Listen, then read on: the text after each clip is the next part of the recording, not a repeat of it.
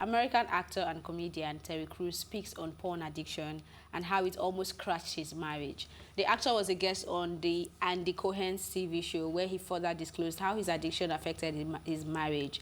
In his words, quote, it says, it was something that porn used led me to being unfaithful years earlier, and what happened was after years of hiding and not saying anything, she confronted me. She, here being his wife, she was like, what is it I don't know about you? Okay, I think this addiction to porn conversation came out like last year, in 2018, early 2018, March to be precise, and it was on another show, I think Dr. Phil's show, where the whole revelation happened, and he talked about how when he told his wife said she was done. And she wanted to move on, and he realized that he needed to get help for himself. And also on that show, he said he wasn't even going to get help for himself because he wanted his wife back. He just wanted to get help and be a better person. And in the process, it happened that the wife decided to come back, you know. So I think it's important. And he said this is also off the back of toxic masculinity, that he felt like he's supposed to be a certain type of person. He was supposed to hold back his emotions and not let people know what he's really going through. And because of that, he hid that part of his life from his wife for a very long time. I don't think he's come out to say this was the period in their marriage when this happened. Like, we are not very sure, but we know right now they are 30 years married, but we don't know if it was at 10 years or 12 years or 11 years that the whole revelation happened. I'm glad you brought up the timeline, because I was just thinking, you have a show online, like people watch, and I forgot what the name of the TV show now is, but I'm just thinking, you guys are there every day. So obviously it's not right now, because y'all are showing us happy faces, and it's just interesting to see as well. One of the things that made me even like more shocked is that you can't really just take by surface what you see on TV or whatever. Like, they look like they don't even beef. Like, they'll beef and like smile and call it a day. You never know that those kind of people were on the brink of, like, you know, separating and stuff.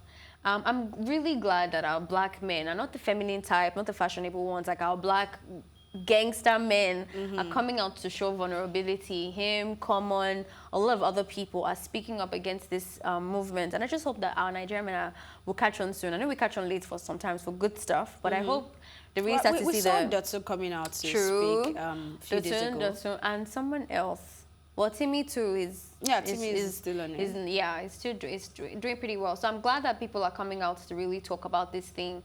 I think with porn, a lot of men get their knowledge of sex from that, and it's showing in our society how that is not working.